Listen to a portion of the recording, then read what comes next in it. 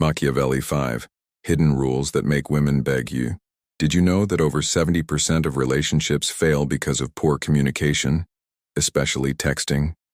In today's digital world, texting mistakes can silently kill your chances of attraction without you even realizing it.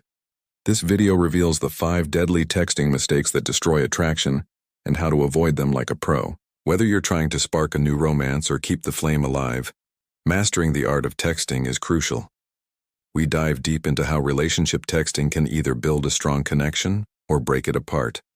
Avoid being needy, over-explaining, or sending boring messages that kill interest fast. This video is your ultimate guide to confident, strategic texting that hooks attention and keeps her intrigued. Don't let simple texting errors ruin your chances with the woman you want. If you want expert advice on relationship communication and want to become a master of attraction, watch till the end and start changing the way you text today. Remember, great relationships begin with the right words at the right time. Hit subscribe to never miss powerful tips like this. 8% of women are going for the top 10% of men. Let that sink in. And no, they're not picking the kindest, softest, most available guy. They're chasing the one man who doesn't chase them back. Sounds unfair, right? You're probably thinking, but I treat her well. I give her attention. I'm always there when she needs me. Why doesn't she want me? Here's the hard truth most men don't want to hear. She doesn't want a servant. She wants a man she can't control. Let me explain. Being a nice guy isn't the problem. The problem is, most nice guys are secretly hoping that their kindness will buy them love. It doesn't. Women don't fall for the guy who agrees with everything, bends over backward and sacrifices himself just to keep her happy. They fall for the man who has boundaries, the man who can say no and mean it, the man who respects himself first and doesn't beg for her validation. You think women love the bad guy because he's mean? Wrong. It's because he's unshakable. And in this video, I'm going to show you exactly why women secretly want you to be the bad guy, and how to become the kind of man who never gets walked over again. The hidden truth: attraction isn't about niceness. Let's get one thing straight. Being a good man isn't the same as being an attractive man. You can be kind, respectful, and generous, and still be completely invisible to the women you want. Why? Because niceness without strength feels weak. Think about it. If you're always available, always saying yes, always adjusting yourself to please her, then what are you showing her? That you have no edge, no backbone, no self-respect.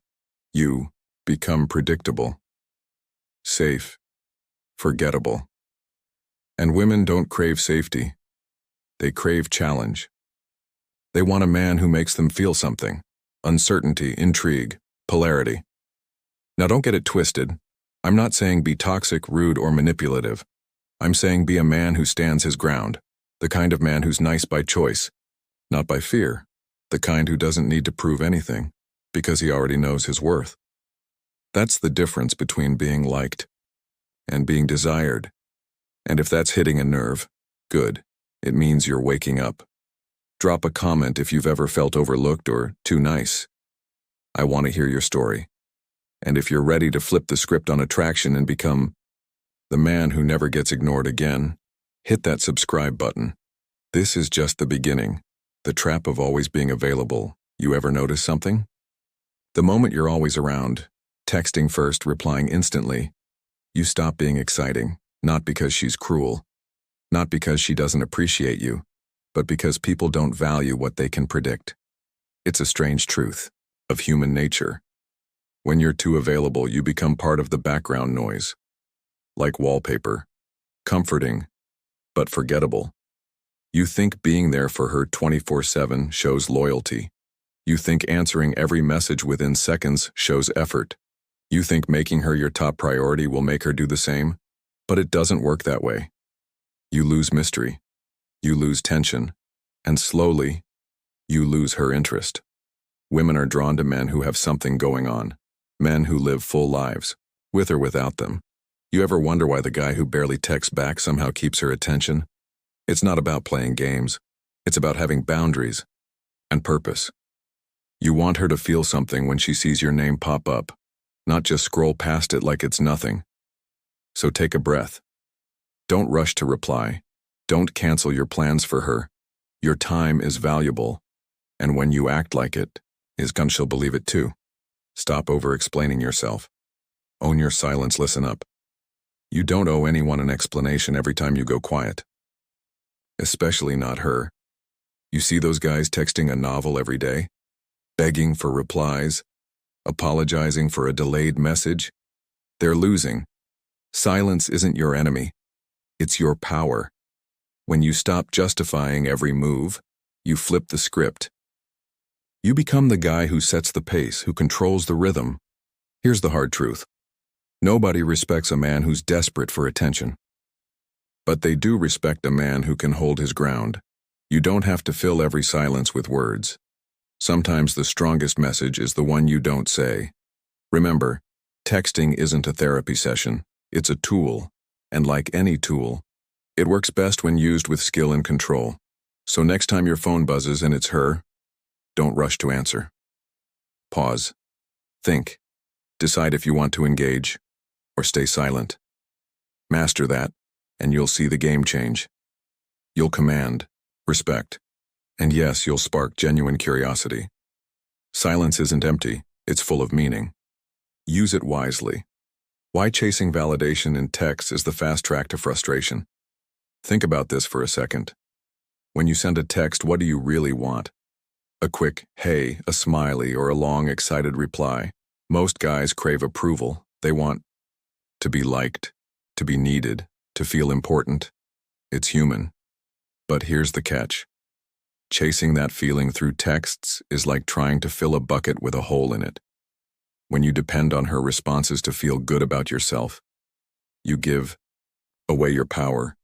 You become a prisoner of her mood, her timing, her interest. And that's a dangerous place to be. Imagine relying on a text back to boost your confidence. 1 minute you're on top of the world, the next you're doubting everything. True. Confidence? It's not tied to a message bubble or a typing indicator. It comes from inside, from knowing your worth without anyone else's permission. So, stop chasing validation. Stop waiting for her likes and replies to define your value. Instead, focus on your life, your goals, your passions, your growth. Texting should be a small part of your connection, not the whole foundation, because when you stop running after her approval, you become the man she actually wants to chase.